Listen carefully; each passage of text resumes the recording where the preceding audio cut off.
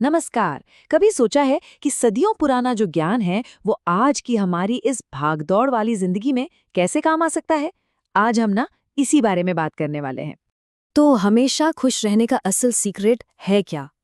ये सवाल हम सब कभी न कभी तो पूछते ही हैं खुद से।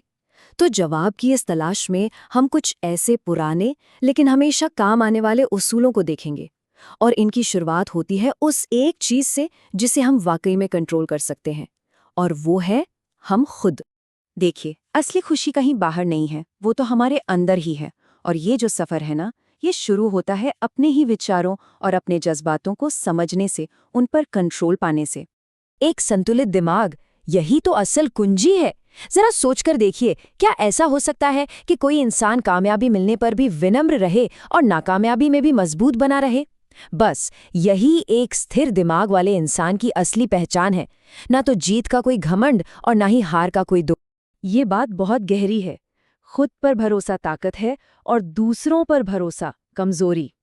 मतलब जब हम अपनी ताकत के लिए दूसरों पर डिपेंड करने लगते हैं ना, तो हम असल में कमजोर हो जाते हैं।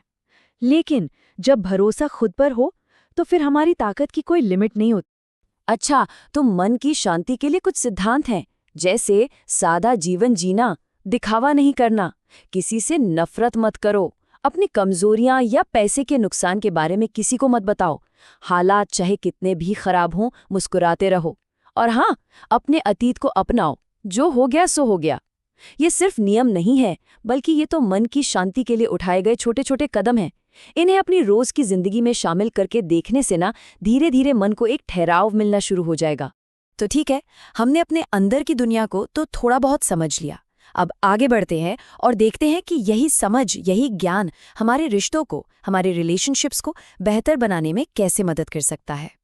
यहाँ एक बहुत जरूरी बात कही गई है, सावधान रहें। जो आपके साथ बैठकर दूसरों की बुराई करते हैं ना, वो यकीन मानिए दूसरों के साथ बैठकर आपकी बुराई भी करेंगे। ये कड़वा सच है।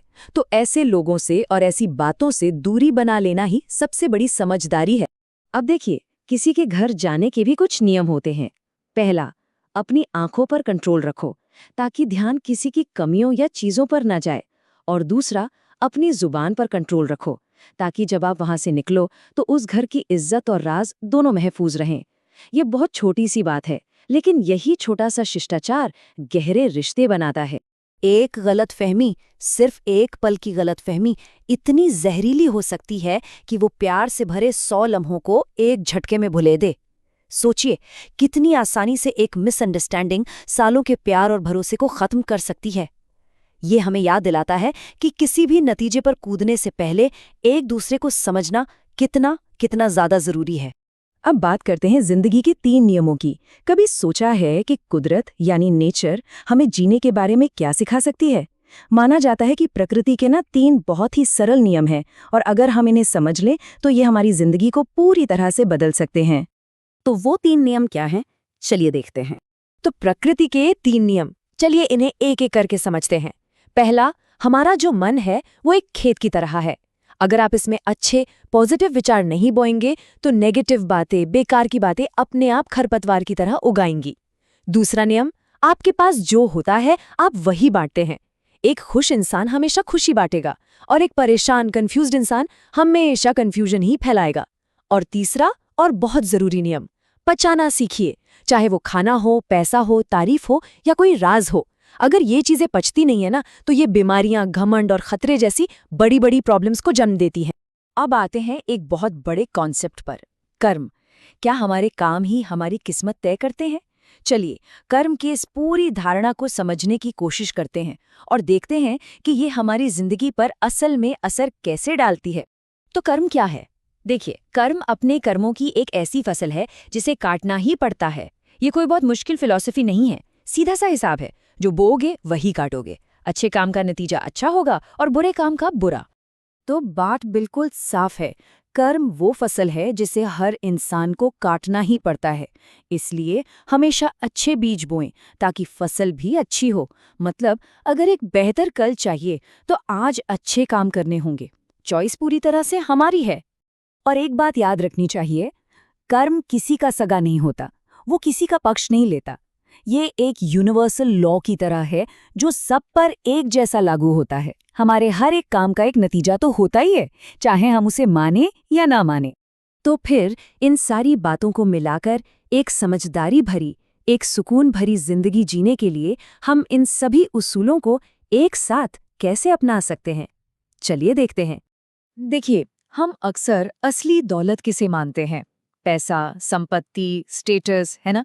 लेकिन सच्ची दौलत ये नहीं है। सच्ची दौलत है अच्छे विचार, अच्छा व्यवहार और अच्छे कर्म। हम दौलत को अक्सर बैंक बैलेंस से नापते हैं, पर असली दौलत तो हमारे अंदर ही छिपी है। तो सवाल ये है कि असली अमीर कौन बनना चाहेगा? और हाँ, सफलता और असफलता ये तो जिंदगी का हिस्सा हैं। तो याद रखिए, सफलता कभी सिर पर नहीं चढ़नी चाहिए और असफलता कभी दिल में नहीं उतरनी चाहिए। जिंदगी में ये उतार चढ़ाव तो आते ही रहेंगे, बस संतुलन बनाए रखना है। बैलेंस ही सब कुछ है। एक बहुत ही गहरी बात है कि कहानियां दूसरा मौका देती हैं, जिंदगी नहीं। कहानियों में तो हम गलतियों को सुधार सकते हैं, है ना? लेकिन असल जिंदगी, वो हमें दूसरा मौका नहीं देती। ये हमें याद दिलाता है कि हर पल को पूरी तरह से जीना कितना जरूरी है, क्योंकि यही एक मौका है जो हमारे पास है। बस यही। तो आखिर में ये एक सवाल बचता है, आपकी खुशियों का रिमोट कंट्रोल किसके पास है? इन सारी बातों से एक चीज तो बिल्कुल साफ हो जाती है कि ये कंट्रोल किसी और के नहीं, बल्कि आपके अपने ही हाथों में है। तो इसे किसी और को मत दीजिए।